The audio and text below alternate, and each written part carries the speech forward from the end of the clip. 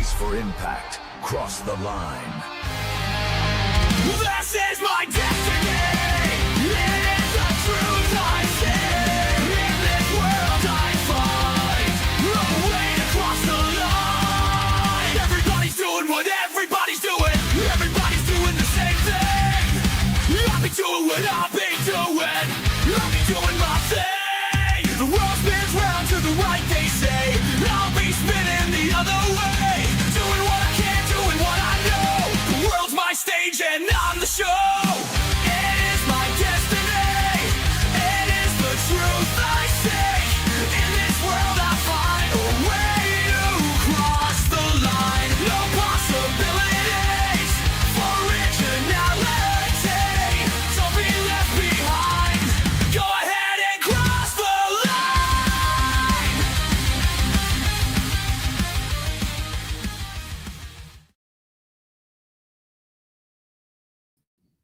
Well, hey now, it's Brace for Impact, and I'm your host, Mike Gilbert, and I'm going solo on that ass, but it's still the same. We're talking a very interesting TNA wrestling show, to say the least. The chat is blowing up. Keep those chats coming. I'm going to get to your chats.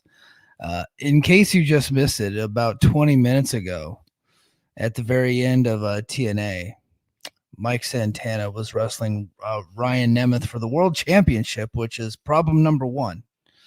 Problem number one is Ryan Nemeth is in a world title match, which, you know, he was never expected to win. It was made very clear it wasn't like a serious title match, but they were still doing the title match.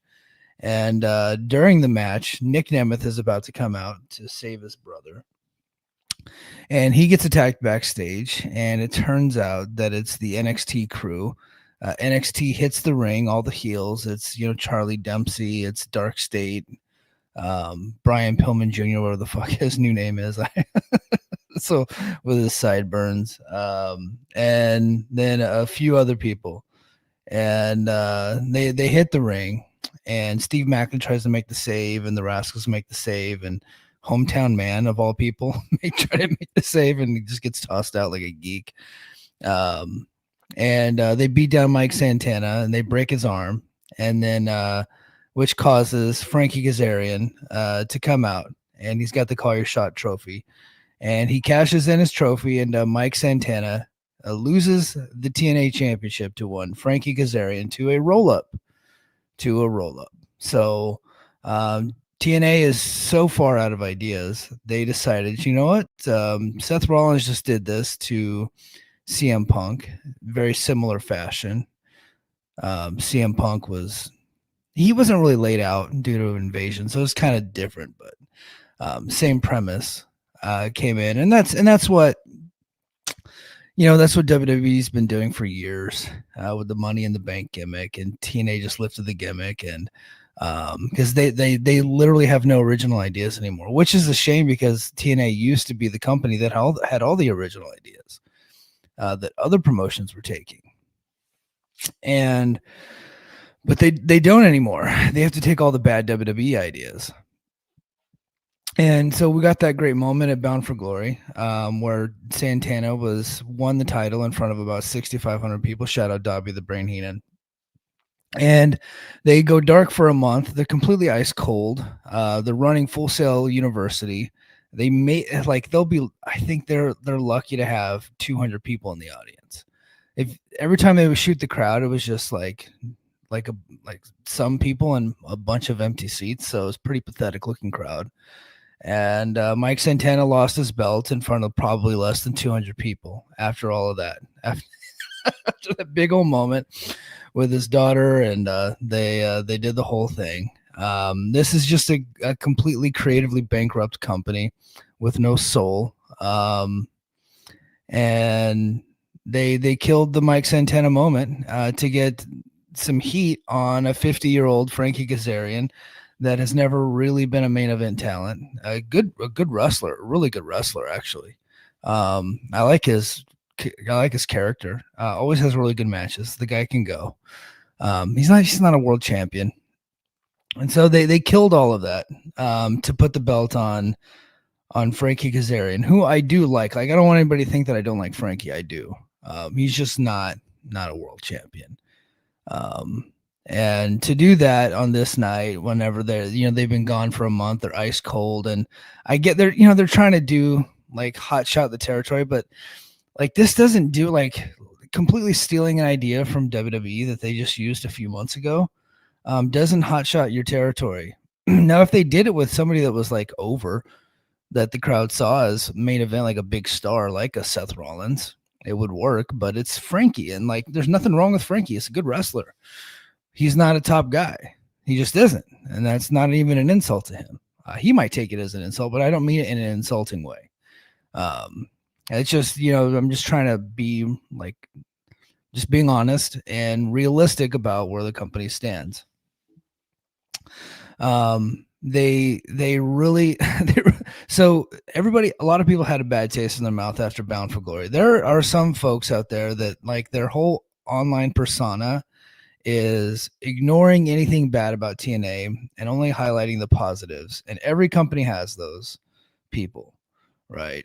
And so those people will say the Bound for Glory was a really good show, but well over half of those matches were no good. The finishes were really bad.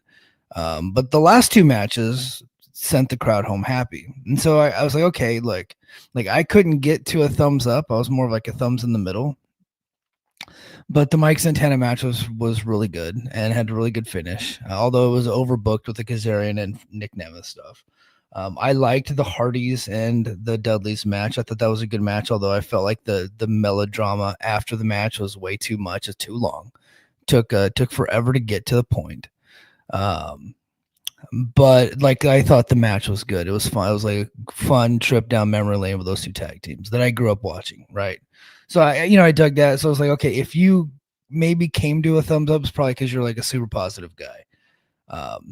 If you think this is good, I just don't think that you and I are on the same wavelength as far as what pro wrestling is.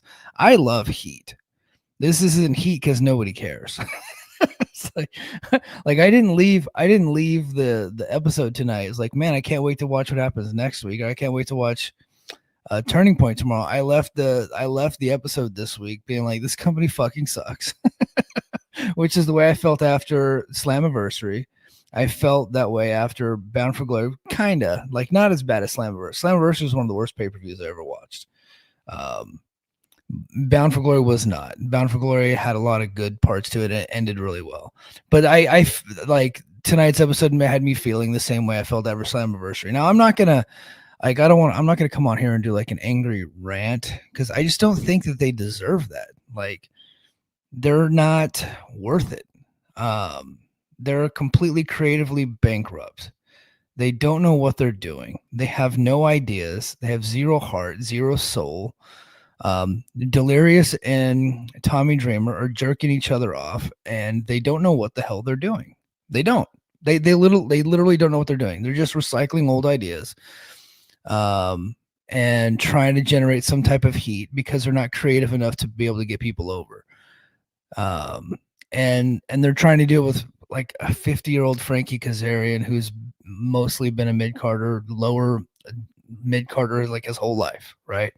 Which is not an insult. Like he's been a really good, solid wrestler his whole career, like forever. He's fantastic. But this is how they want to put him up to the world title. I'm not even like, I know a lot. I'm going to get to the chat. I know like a lot of you guys are mad. I'm not even mad. I'm not even disappointed. I'm just like, you guys just suck. It's just like you guys don't know what you're doing. There's a lot of people that think that maybe Mike Santana is out of the company. I certainly hope he is, because I wouldn't trust these people with my career. I wouldn't trust these people to book me as a top guy for a year. I wouldn't. If I were him, I would. Like I genuinely hope as a fan of his that he is leaving and that he gets to go somewhere else with maybe more competent people, or if they're not competent, maybe like people that will actually pay him a lot of money, right? And so he's probably maybe he's betting on himself and going to the WWE, or I don't know that he would go back to AEW. If I were Tony Khan and I wanted to strike a blow against TNA, I would take their world champion. Like that's smart. Because TNA's got a lot of they had some momentum. They killed themselves by taking a month off after Bound for Glory. And people will say, oh, they needed the time off. No, they didn't. The wrestlers all just kept working. and they didn't produce any new content for an entire month. I don't count open fight night. I didn't even do a podcast last week because I was like, this is nothing. Like none of those matches meant anything.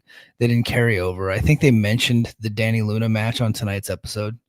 So they like, if you're Tony Khan, you don't have to take Mike Santana to kill TNA's momentum because they're just going to do it to themselves because they're a wholly incompetent company that has no fucking clue what they're doing. Just bad people running a bad promotion. Like it's a dumb wrestling show enjoyed by dumb people for the most part. And I guess I've been one of those people at times, but tonight I'm not. So I wouldn't even be on the air right now if I didn't already commit to doing the show. It's because it's just so far beneath me. It just really is. Like if I didn't have like this Brace for Impact brand, I wouldn't be doing a podcast tonight. But I have it. TGV says, Mike, screw the TNA talk. Talk about Blood and Guts. Like, so that's the thing. Like, Blood and Guts was an awesome show. Like, they delivered everything that they said they were going to deliver. The two of the bloodiest matches you'll ever see, in a double cage with like an actual cage that's put together really well in front of like, 4,000 or 5,000 people. And a hot show with a big world title match. And that was a really good world title match too. So 2 big War Games matches and a world title match. They delivered. They absolutely delivered what they're going to do. Raw on Monday put John Cena in his hometown of Boston and did a match with Dominic Mysterio that had more crowd heat than anything that you'll ever see. And they gave everybody a moment, and that's how they're kicking off their week. So you got that on Raw on Monday, and I watched that match. I watched Blood and Guts, and then I was looking forward to tonight. And you see a completely dead promotion that just had the biggest night of their company's history not too long ago in front of less than 200 people in a TV studio, with fans that could barely be bothered to watch. A lot of them were playing on their phones and they're chanting for WWE stuff, right? So like they go from that to this, and it's just kind of like, it's embarrassing. Like you just feel bad for the wrestlers, like they're giving their all because they have such incompetent leadership in that company to do this. I was pretty bullish on them getting that TV deal, but the longer it takes to get that announcement, the less confident I am. And I'll be honest, at this point, I don't even think they deserve one. Like the show is just bad. Tonight's episode was just not a good episode, and they haven't had an episode. Like they had an entire month to put the show together, and this is what they came up with. it's like you get, it's like if you're a football team, right, and your opponent doesn't have a month off, but you do, and so you're just studying them for an entire month, and then you go and you play them and you get your ass kicked because you didn't have a real game plan, because you didn't actually put anything together. Like that's what happened tonight. Was like they had one night to put together a Turning Point show, and look, tomorrow's Turning Point show actually looks like it has some fun matches, but nothing's all that interesting. Like sort of story wise, nothing's all that interesting. And so they had one night to do that because they didn't use their 30 days. They didn't promote anything on NXT. They didn't use that partnership to get anything over. They just did nothing for 30 days.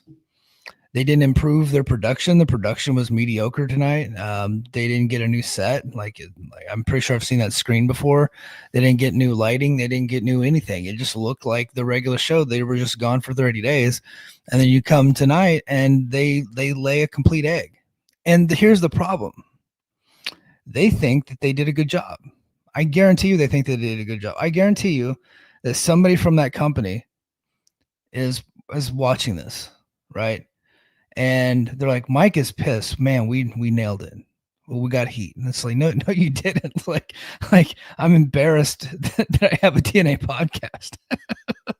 So like, that's not heat, right?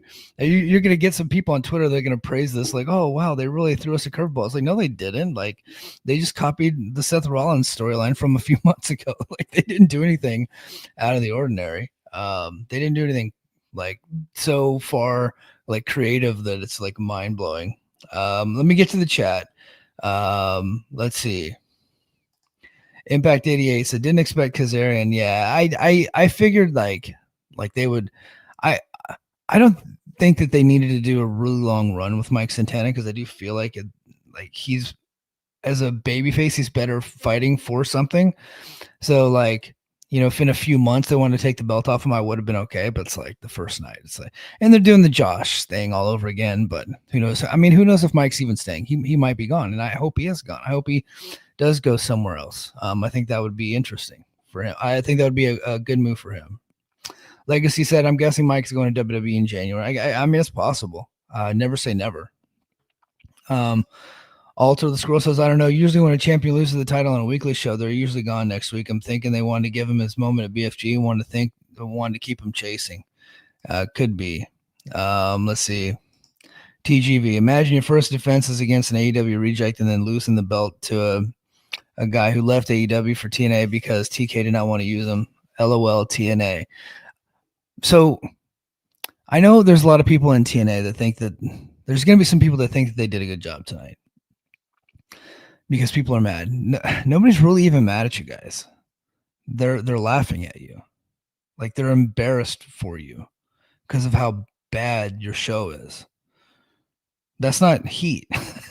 that's not a good thing. Like you don't want people laughing at you unless you're a comedian, right? Like unless you're telling jokes. But they're laughing at you because of how bad you are. And I just don't think that they quite get it. Like they got to be some of the dumbest motherfuckers in pro wrestling that they don't understand that what they're doing is awful, right? And they're gonna be like, well, they're gonna cite the crowds, and okay, they're gonna cite the crowds. Take the WWE and take the Hardys away. Okay, what crowds do you got? Because you're certainly not drawing those crowds because of your good ideas. That's not happening, right? You're not drawing those crowds because if you're awesome booking, that's not happening. You got the Hardys because nobody else wants them. Right. And you got this WWE partnership, and that's what you got. And that's why you're getting the big crowds. And people are coming to these shows because they see the momentum that TNA has, and they they feel like they're being a part of something. And then they go and you shit on them, right? Like Slammiversary, you go and you just fucking, you tell them that they're stupid for coming to your show. The Slammiversary tickets cost a lot of money. And the people that went there left embarrassed that they were there. Right.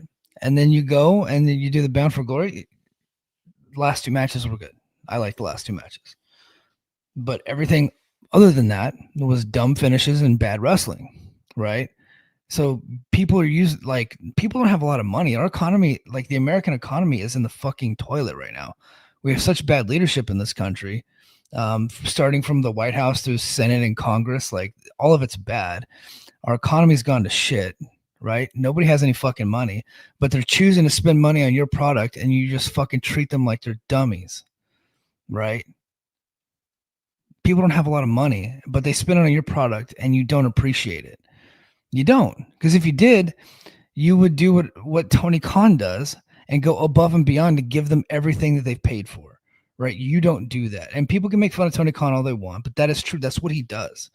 Right? The wrestlers over there, like, people make fun of how long their matches are and how many kickouts they do. It's because they're actively trying to give you so much because they respect the fact that you paid your hard-earned money to come see them wrestle.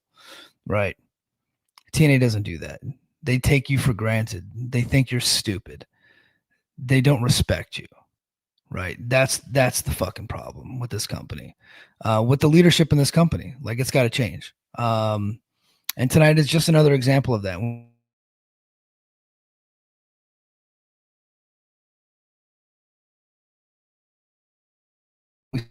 Because a lot of fans of TNA, like, they bleed TNA. They've been around with TNA like from the dark ages, and they spend all day on the internet defending the company, and they're going to do it again, right? Because it's part of their identity online. It's part of their online footprint is to defend the company against all enemies, foreign and domestic, right? That's what they do. And they can twist themselves into pretzels to tell you that something that was really bad is actually really good when it's not. Okay. So you're going to have those people, and that's probably the people that Tommy Dreamer and Delirious are going to be looking to validate the dog shit that they put on television. So, okay, let me get to some more chats, and then I'm just going to do a quick rundown of the show. It wasn't any good, but I'll run it down. Terrence Sullivan says TNA sloppy drunk. XWF and NXT Invasion. Yeah, I guess they're going back to that well. Which I think everybody kind of knew that they would that the storyline was going to continue. So now TNA invaded NXT, and now NXT has invaded TNA. So that makes sense. So they did do something that makes sense. True Flight says, well, I mean, you guys said there's been it's too predictable. Yes, it is. The show is too predictable. But if you're going to be unpredictable, be good, right? Don't just do the exact same storyline that WWE did a few months ago. Like, just be good, be creative, be outside the box thinkers, right? This is not outside. This is just bad ideas. So let's see. All right. Oh my gosh, hold on, man. There is so much. There are so many freaking chats in here. Chad Schultz says, F this company 2 steps forward and 77 steps back. Yeah. And he says, where's Gerard? He's awesome, but even he can't defend this. I don't think that he will. Let's see. AEW gave everyone a free pay-per-view basically with Blood and Guts episode of Dynamite. TK's not messing around anymore. The war is on. Yeah, for sure. Let's see. Oh, King of the North. He's here. He's probably happy that TNA laid an egg tonight. Javier Draven says Tommy and Delirious are seriously pissing me off, man. You know, I just like Javier. I like you, and you do a good job online. If I were you, I wouldn't waste my time with these guys anymore. Like, like, you know, that's a good show these days is MLW of all people. Actually, I don't know. I tried to watch. I watched the Skyscrapers versus Matt Riddle and Cruel. Mads Kruger, and it ended in DQ. It was the main event. It ended in DQ in like 2 minutes, so maybe they're bad still too. Let's see. Terrence Sullivan says, "Preach, Mike." Yeah, I'm not here trying to preach to you guys. It's not what I'm doing. But I do think that this company is an embarrassment. I just feel bad for like they have hardworking people that work there, and they have a lot of good people that like that promotion. Like you guys in the chat really like the promotion. I feel bad that a lot of people that have been defending the company for a long time, this is what TNA gives them, right? It's just bad. And I'm kind of like embarrassed because a lot of people, like, believe it or not, I have driven business. I can honestly say I've driven business for TNA. With, you know, the podcast doesn't really get that big of a footprint, but my like social media and stuff, like I know I only got a couple thousand followers, but a lot of my tweets get picked up, right? And like they, you know, lots of retweets, and you know, so I have a very active Twitter account, and people have told me, and I know this for a fact, people have told me that they have bought TNA pay-per-views, they've stolen TNA pay-per-views, they've subscribed to TNA Plus, and they've watched their shows because of me. That's a fact, right? That I know that for a fact. There's been several people that have told me that. I've driven business. I've driven people to go watch the show. So now I feel bad because time after time they continue to lay an egg. So it's tough. Chad Schultz says it'll never happen, but I want the guys that run Deadlock Pro to book TNA. Yeah, I would love that too. They do a good job, but I don't know that they would ever let those guys be in charge. You know, and that's the tough thing. And it's like, have they ever booked weekly TV? But I tell you what, they couldn't do worse. At least they'd come in with some new ideas and they would push fresh faces. King says Deadlock Pro guys shouldn't want their name associated with a dog shit brand name for sure. Let's see. I'm trying to get some more to, let's see, Online Man. So they couldn't sell out a 50% full sale. Then I know, like that was bad. Like I knew it was going to be bad going in because the ticket prices were so high, and then like a week out, it was dire, and so they started putting them on sale for 50% off, and people just weren't biting. Now, Turning Point tomorrow night. Now I don't know how it's going to look after tonight, but Turning Point tomorrow night did look like it had a full house. But so I don't know. I don't know how that's gonna work. So okay. Let's see. Last tweet that I'm going to get to. I've had a couple notes for the show. I want to talk about Bound for Glory tickets and Chris Jericho, and then we're going to call it a night. Okay, Joe Lanza should be forced to review TNA. So we all hear his meltdown on the product. Yeah. I can't do Joe Lanza what Joe Lanza does. He does his meltdowns in a very funny way. I don't think that he's genuinely like angry a lot of times. I think that's just like his deal. Um, but I think people probably would want to come here for me to do that. I'm just like, when TNA lays an egg like this, I'm just like apathetic. So, all right, let's get to the episode. It was quite the episode. So I just have a few notes for the episode. So, yeah, the crowd was awful. It was half a house, lots of empty seats within the camera view.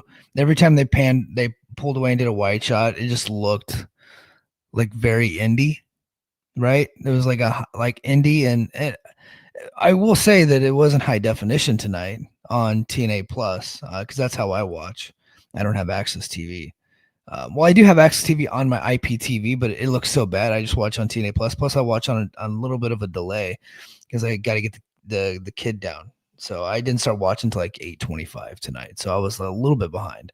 But by the time I skip all the commercials and some of the entrances, so by the time I get to the main event, I'm like caught up. So, but Mike Santana came out for a promo, said it's taken too long to be able to do this. So yeah, so this is their Bound for Glory post show, but it's a month later. And so the bloom is off the rose at this point. Nobody cares about Bound for Glory anymore. And so you're coming out and it's a completely cold story. And he comes out, apathetic audience. You did get some Santana chants and stuff like that, but it was not a hot crowd. This crowd was not hot for this product. He said it's taken too long to get there, and he said he's ready for Nemeth and Frankie. And then at that point, Ryan Nemeth interrupted, and then Santana punked him and challenged him to a match. So then after that, Santino Marella, he came out and he introduced Ava from NXT, and Ava then introduces Ariana. She awkwardly said that NXT and TNA are still working together. Like that was the whole point. And then brought out Ariana, who is going to continue being like the face of NXT and TNA because Ava can't be bothered to go to TNA anymore. So the whole thing was a cringe fest. It was really bad. Ava's not good on the mic. Ariana's not good on the mic. Santino is good on the mic, but he's like his comedy is hit or miss. And so it just the whole thing was just not good. Lots of NXT chants, by the way. Tons of NXT chants. So these are just like NXT fans that didn't have shit to do on a Thursday, essentially is what my read on it. And then we go to Danny Luna versus Indy Hartwell. Danny Luna is fantastic. And the match was okay. But Indy did snap and started attacking Danny Luna with a chair. And then afterwards, Indy challenged Danny to a no DQ match at Turning Point. So we're getting that tomorrow night. So they had to like cram everything into tonight and build Turning Point on one day's notice. Whoever did the schedule is a fucking idiot. It's just, they don't know what they're doing. I'm telling you guys, this company has no idea what they're doing. Okay. Eric Young was outside in the concession, harassing fans at concession, telling them that the truth was coming. Maybe our truth. I don't know. He kept saying the truth is going to be revealed soon. So who knows? But he had some dudes with masks with him. So I don't know who those guys are. Didn't recognize them, but there you go. And then the System came out, and they're cutting their post-Bound for Glory promo, talking about how they're the dominant faction and that they defeated the Order 4 in the Hardcore War. Well, it was a really good match, actually. And then all of a sudden, JDC grabs the mic, and he announced that he got married. So there you go. And the first thing his wife did is make him retire. So he got married, and his wife said, "You're no longer allowed to wrestle." So, hey, I've been there. I got married. There's a lot of stuff I couldn't do anymore either. So I feel you, JDC. But he said he'd been wrestling for 27 years. I didn't think he was that old. And he's going to be retiring. He was crying and all kinds of shit. And he was interrupted by the Rascals. And it was Zach, Trey, and Myron. So they want to wrestle JDC. I don't know. Like JDC's not like a legend, but like, hey, okay, he's retired. Here's the thing about JDC. This last year, he's actually been pretty good. For like, I'm not like ironically good, not like, you know, it's like he's bad, he's good. No, he's actually been a good wrestler in the ring. He's had good matches. Nobody knows it, but he has. Like, he had a really good match with Mike, like a Texas Death match with Mike Santana earlier in the year. Last year he had a really good match with Josh Alexander that was really good. I mean, everybody has a good match with Josh Alexander. And then he's had some good like X Division style matches lately. Like the guy's been really good. And in the Hardcore War, like I thought he was really good. I think Ali was the standout performer by far, but I thought JDC looked really good in that too. So he's retiring right as I'm starting to kind of like the guy, which that happened. Like Ash Bailey again, same thing. I started to like her. she fucking retired. So if there's somebody that I don't like, and all of a sudden I start liking them, just know their days are numbered. So, but he's retiring after Genesis, and Rascals come out, and they said they challenged the system to a match, and Moose, believe it or not, knows a little bit of mathematics. He knows some arithmetic, which shocked the shit out of me. Perfectly honest. And he said, hey, look, we accept, but there's only 3 of you and there's 4 of us, which then prompted Zachary Wentz to say that we have a 4th member that actually lives in Orlando. They weren't very subtle about who that is, but technically his contract has not expired yet. So, but tomorrow he's a free agent. And so it very much seems like Desmond Xavier is going to be there tomorrow night. So, definitely seems like he's going to be there tomorrow night. They didn't just tease it; they downright said it without actually saying it because he's still under contract to WWE. Which they're partners; they probably could have got permission. Like I don't think WWE would care, but this is how they did it. So Rascals versus System at Turning Point, 4-on-4 should be a good match actually. Cedric Alexander versus Jason Hotch was next. So they're I don't know why they were wrestling. But they just were. But before the match started, the Order 4 was in the back, and they confronted the Hardys. And Ali said, "Hey, the Great Hands are going to beat you for the tag titles." And Hardys didn't like that, and then threatened to beat him up. And then they said no. And now we go to the match. So, Cedric and Jason Hotch, 2 really good wrestlers, had a fun little match. Didn't last long. Cedric Alexander won, so I get the feeling that Cedric Alexander is probably signed here now. I don't know. His contract expired like around Bound for Glory. Like he was on like a 90-day deal. So I don't know if he keeps rolling over his 90 days, but he had not won a match since he's been in the company. And people could find it hard to believe because he like had a couple title shots. But he never won a match. So I'm pretty sure, like somebody could correct me, but I'm pretty sure this is the first match he's ever won in TNA. So, but a good little match. Order 4 attacked, and then the Hardys made the save. Hardys made the save because Cedric is from North Carolina, and they said this Carolina boys stick together, which I've noted on Twitter. That's disrespectful to John Schuyler, who is my fellow South Carolinian. I live right beneath the border. I'm in upstate South Carolina, so right beneath the border of North and South Carolina. I work in Charlotte, but I live on the South Carolina side because they have better benefits for retired military. So red states, baby. Like I don't agree with shit they say, but they have good benefits for military. So I got to take care of I got to take care of my kids. My kids get to go to college for free. So I was like, all right, I'll go to Republican state. I don't give a fuck. Like you guys can tell where my morals are at. But and then we got a Mila Moore introduction video. I thought this was good. I don't know why it's taken her so long to introduce her. She's been signed for months.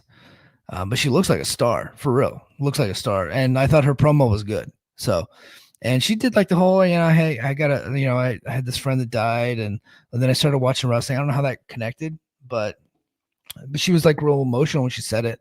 And then all of a sudden she turned on a dime and it's like started putting herself over and was like how she's the greatest ever. So she's like, hey, what the hell took so long? It's funny if you go back and watch the video of when she got signed, it looked like she didn't want to sign. So, but she ended up signing. Maybe she just felt bad. I don't know. But she said that she had blacked out whenever they offered her the contract. So, Jada Stone, who also signed at that same time, her introduction promo is next week. We need to get Jada and Mila on television. We need to get Harley Hudson and Mila Grace on television as well. They've been around for like a year, and they have not done anything of note on television. But we got fucking Tessa and Alicia Fox wrestling a match and a tag. They're a tag team, and they're wrestling tomorrow. We don't need them to be a tag team. We need to get rid of that tag team. Tessa CMLL. She can just go do CMLL stuff. I don't think she has any value to TNA anymore. Let's start pushing some of these younger people.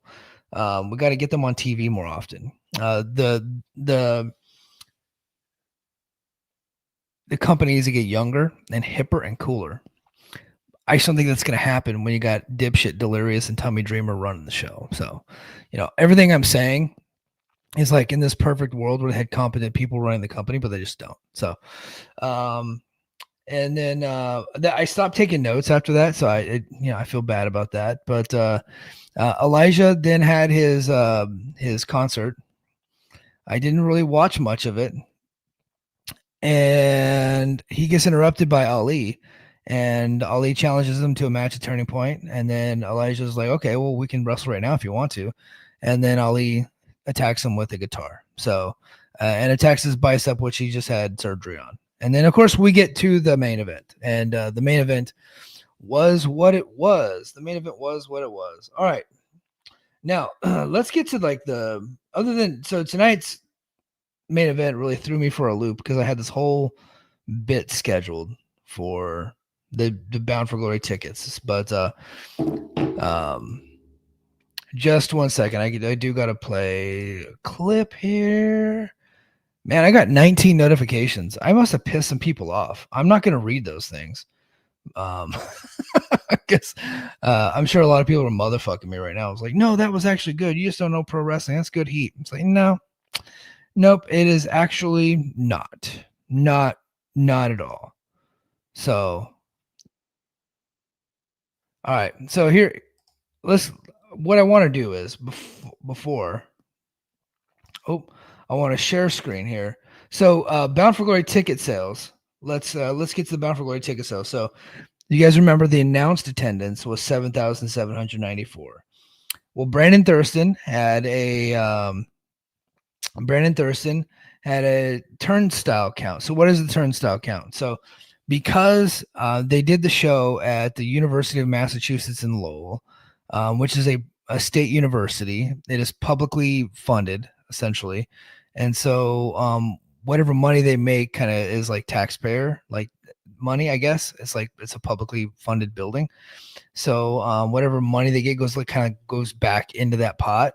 So because of that, the records of the revenue records and ticket sale records and how many people are showing up and all of that information is public information. So Brandon Thurston was able to get access to it. All he has to do is ask and they will give it to him. It's not like when they go to like these private arenas and private venues, you can't get that information. This is something I understood before. So I'll tell you a quick story. Back in 2019 in Nashville, they did a show at the fairgrounds called Homecoming. I think it was like either 2018, 2019. And there was somebody said that they had 2,000 people there. And I was like, they did not. Because I'm very skeptical. I'm always a skeptic. So I never believe what people tell me at face value when it comes to things like that in the wrestling business, right? When it comes to my personal life, it's totally different. You tell me something, and I was like, I'm going to believe you until I can't. Pro wrestling is different. I'm not going to believe you until you give me evidence or proof, right? Until I have enough evidence that this is true. So they said something like that. It was like they had like 1,700, 2,000 people there. I was like, there's no fucking way. So I called the fucking building. I was like, I think these people are lying. And they said that they don't give out that information. That's proprietary information that only the wrestling company can provide. So I was like, okay. So they just let people believe that 2,000 people were there. Similarly, Bound for Glory 2019 was at, I think, the Odeum in Chicago. It's no longer a building. Somebody said that show had 5,000 people. And it did not. No, 3,000. I'm sorry. Somebody said it had 3,000 people, and it did. And it had like maybe closer to 2,000, maybe like 1,800 people, but it did not have 3,000 people. And so like there's a long history of TNA kind of inflating stuff. And so, and I've tried to get that information before because of private buildings. I was not able to, but Brandon was able to do that, and he did that to AEW twice. because similar situation in Wembley Stadium overseas. They announced whatever it was, 77,000 people for All In a couple years ago. Fucking Will Ospreay got the tattoo. I do wonder, this is a joke from you, and I do wonder which TNA wrestler got 7,794 tattooed on their body, by the way. I want to know that if a wrestler did it, maybe it was Skylar. It sounds like a Skylar thing to do, but I'm sure somebody did it. I want to know. But anyway, the turnstile count. So what's turnstile count? It's the tickets scanned. So how many people actually came to the event and scanned their tickets was 6,137. Tickets sold, 5,554. The seating capacity, so the max amount of people they could get into the building, was 7,484. But again, they only had 6,100 people that scanned their tickets. Now, Ross Foreman did say that there were VIPs, sponsors, family and friends of talent themselves, crew members that would have taken that were in there that did not get their tickets scanned, and so then they were in the standing room only. And so he said that would have been more, and then maybe they had a VIP. So we'll give them a 6,500. Call it good. Okay. They're still going with the 7,794 people, but I don't think they had, 1,600 people in standing room only. I don't think they did. Maybe I'm wrong, but they're willing to show me the work, right? But they did a gate of 390,000 people, which is very likely the biggest gate in the history of the company. Very likely. But they have not announced that. I just like my read. I think it might be. The building rental fee was only $45,000, so they made good money on this show. Food and beverage, actually the concession that they had there did 122,000, but that goes to the building, not to the company. So yeah, it was a really, really successful show. The problem is they lied about the attendance, so now nobody has any respect for it. Now everybody's looking at it as a failure because of the fact that they lied about their attendance. And I told you guys they were going to lie about the attendance. Here, let me do a share screen here. I called it almost to a T. I called it. News bits from the show was the attendance record. I told you guys last week, because if they get anywhere close to 7, they're announcing they broke that attendance record, because they've been putting it out there for weeks now that they were wanting to do it. This was their goal. Now what they've done is they've set up this expectation that they're going to reach this goal, and if they don't get it, they're going to be seen as failures. So what they do is, if they get anywhere close, nobody has access to the data, you can just say it, right? But when you're looking at the show, you see the empty seats. it's like we can see you guys. Now it's a big crowd. There's a lot of people there. And the truth was probably very impressive. Yeah. Anywhere from 6 to 6,500. Listen to me make it. If they would have announced that would have been a big deal. But because they set up the expectation that they have to beat Slammiversary, they have to go in and announce that they broke the record. And now nobody believes it. Yeah. So I mean that's essentially what happened. They set the expectation up that they had to break the record, and they didn't. So instead of taking the L on it, they just lied about it. They lied about the record. So the whole thing was a goddamn fraud, which the pro wrestling business is a fraud. Look, AEW inflates their numbers, WWE inflates their numbers. I get all that. This is a TNA podcast, so I'm going to take TNA's inventory on this thing, and the TNA should be accountable for lying. And that's the problem.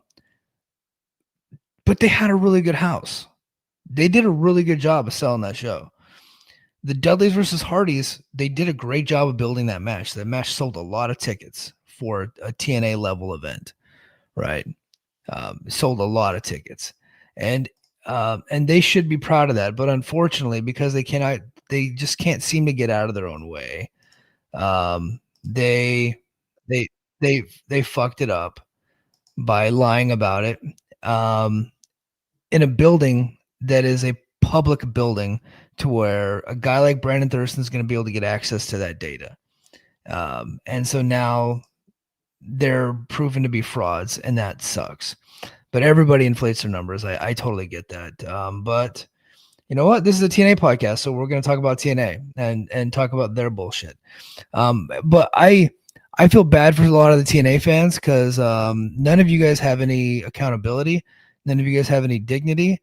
A lot of you guys came after me. You guys called me old. You guys made fun of my hairline. Miguel Contreras called me a sicko. I like Miguel, but he called me a sicko. Said I'm being an AEW homer, which I wasn't. I have a TNA podcast, so when TNA lies, I take them to task for it. I don't have an AEW podcast. Now on Mike and JD show, we talk about AEW, but we talk about all the wrestling, right? AEW happens to be kind of on the forefront a lot of times, but it's not an AEW podcast. It's not. So, but because I have this podcast, I do this TNA podcast, and because of my my online identity, which is very centered around covering TNA. That's kind of like why a lot of people follow me, is like dick jokes and TNA news. So when they do some bullshit, I'm going to talk about it. I'm probably not going to talk about it as much if AEW or WWE does it. I'm not going to go too into it, but you're going to get more from me when it comes to TNA because that's part of the deal. I have a TNA podcast, right? So that hopefully that makes sense to everybody. I'm not just picking on TNA. I cover the company, right? All right. Now, the crowd was so huge, and they did such a good job of selling tickets that one Chris Jericho took notice, and he had some very interesting comments on his podcast. Let's go to Talk is Jericho with the Dudley Boys and the Hardys. Too, that fucking crowd looked huge. It looked huge. It was like a WWE level crowd. The place was packed. I was watching this and, not saying anything out of school here, but comparing it to watching Dynamite when they were at the ECW arena, which looked like a Tony Condello taping. Sorry, it did. TNA looked like the second biggest company in the world. Ew. And that was amazing. And Wow. So he said that TNA looks like the second biggest company in the entire world. Bigger than AEW, bigger than New Japan, bigger than CMLL, bigger than AAA. He opened it up to the entire world, the globe, and said that it looked like it was the biggest company in the world. And that AEW Dynamite from the ECW arena looked like a Tony Condello taping. Now, Tony Condello is a dirty Canadian promoter that promoted some pretty rough shows back in the day that Chris Jericho used to work. So that's pretty insulting to AEW, but he is right. Those tapings did look pretty bad. So if you were to compare the two, yeah, you would think like if you were just a novice, you didn't know, and you watched like on the same day, you watched Bound for Glory and you watched Dynamite from the 2300 arena, or a lot of Dynamites lately that have been in really small venues. You would think that that's the case, but it's not, right? So I don't think we have to go into that, but I think the more interesting thing is Tony or Chris Jericho taking a shot at AEW and kind of promoting TNA above AEW when he still technically works there. So I found that to be interesting. And Dave Meltzer went on his podcast and said that he thinks that was Chris Jericho possibly giving his notice to AEW. I think that horse left the barn months ago. AEW was done with him and he was done with AEW. And he is definitely going back to WWE at this point. If we didn't already know, now we know, like he is going back. Now, I do want to address the elephant in the room. People for years have believed that Chris Jericho at one point was going to sign with TNA. But then AEW was created, and then he went to AEW. He was never coming to fucking Impact Wrestling. He was never going to go wrestle in a bar with Scott D'Amore and Don Callis booking and working in a bar in front of 150 people in the dark. Like he was not ever going to do that.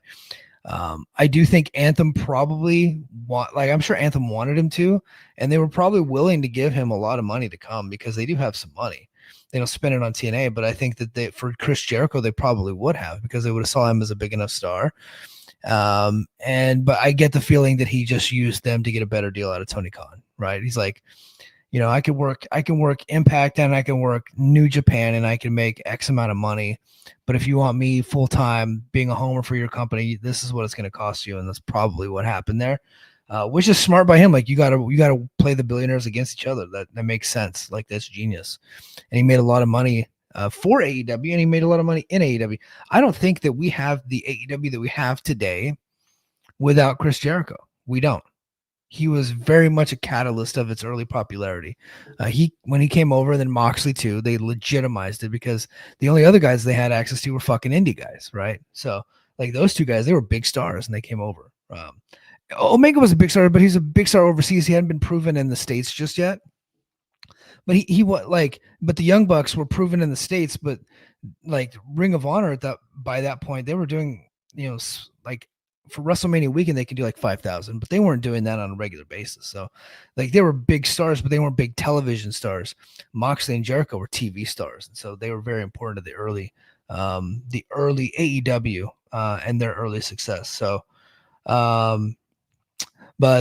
yeah, so I did think that was interesting. He's not coming to TNA. He's a WWE guy. But some TNA fans thought that maybe this meant that he was coming to TNA. He's not. No, especially not after what he fucking saw tonight. Mike Santana losing to a roll up in front of 150 people. Let's see. Hold on. Let me get to this. CMLL has no reason to inflate their attendance because the data is right there. Yeah, I mean, all you have to do is look at it and show that they're fucking doing crazy. Everyone inflates their numbers. Japanese promotions inflate attendance. AAA always inflates their numbers. Yeah. So I know for a fact New Japan inflated their attendance back in the day because I went to a show in the Tokyo Dome when I lived there, and it was Brock Lesnar in the main event against Nakamura and Masahiro Chono. Sorry, lost my train of thought in the main event, and they said that it was like sold out and they had no seats available. But I was sitting up pretty high. There's a lot of people there, but like there's plenty of seats. So yeah, like everybody does that. So no big deal. I said, well, let's hear him out on the old one. Hold on, motherfucker. I'm only 42. I'm not that bad. I dress nice for work every day though. Let's see. Morales says, I think Santana wins the title back on TNA's first show on the new network, on the new TV network. That's if they have a new TV deal. I look, I've been pretty confident, but the longer it takes, the less confident I am. I mean, I guess it's possible that they have a new TV deal. But I am not so sure. I don't know. Sinclair, Ring of Honor, largest show is at MSG and did not involve any of its major stars. Yes, New Japan was there also, but this is a Ring of Honor show. It was a Ring of Honor show. It was also a WrestleMania weekend show. WrestleMania was at MetLife Stadium, I believe. And but the people that sold that show were the Young Bucks, Cody Rhodes, Kenny Omega. They sold that show, but by the time the tickets were sold, those guys were in AEW and they were gone. So Coach Rosie said, I did not like that Santana title change, but I have faith in TNA. Brother, you are on a hill tonight. We are not saying nice things about TNA tonight. Maybe next week. Maybe I'll get off my high horse next week. I usually do. I usually go back, but it's like an abusive relationship. A couple other notes. Joe Hendry fucking gone. We saw that one coming. He's gone. So I don't think we need to say anything more. Like we've been talking about it for months, but like we all knew he was leaving. Like they're not just going to give him a WrestleMania moment and bring him in. And he's been actively working exclusively for NXT since the summer. He wasn't booked at Bound for Glory, and Sean Ross Sapp tonight put out a report that Joe Hendry is done. So I'm going to say this, but I'm not going to say the names, but I tweet a couple days ago, actually would have been Tuesday. Joe Hendry was doing his angle on NXT. I don't watch NXT, but I'm sure it was good. Whatever. And they're doing an angle with him and Tila Hale, what the fuck Hale, blonde lady's name is, right? And I said, TNA promoted that. Said, yo, look, TNA's Joe Hendry is doing this. And I quote tweeted, it's like, hey, guys, Joe Hendry doesn't work there anymore. Like, you don't have to do this. It's like he works for WWE. He doesn't work for you anymore. You don't have to do this. And like couple of the TNA wrestlers liked the tweet. and then a couple of them like some of my mean tweets about TNA tonight. So so there you go. Just so we're all on the same page. So let's see. He's wrestling for the AAA mixed tag belt soon, allegedly. Yeah, I mean, that sounds like something he would do. But I did have some more stuff I want to talk about, but I think I'm gonna have to save it. It's already past 11. It's already past 11. Let me see if I got any other news to talk about. If any news broke since we have been talking here. Let's see. Yeah, no, nothing else to talk about. So I'm gonna watch Turning Point because I still have a TNA podcast and I have a Patreon. So go to patreon.com/the Mike and JD Show. The card actually looks pretty good. That's what I was gonna run down the card. I can't get to it tonight. It's already getting kind of late. So forgive me for that. We went a little bit long with the shitting on Santana, or not Santana. We love Santana, but shitting on the booking.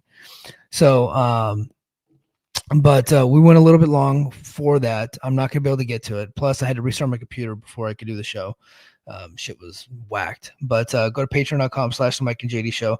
I'm going to be covering Turning Point this weekend. I told everybody I would. So I did a live stream yesterday on Patreon exclusively. We talked about a lot of the stuff that we're talking about tonight. I'll get to that this weekend, and then Mike and JD Show should be back by Sunday. We'll be doing Mike and JD Show on Sunday night, and that's free for everybody, so come check us out. I want to thank everybody that's in the chat. You guys kept it lively. I appreciate you. And until next time, mahalo.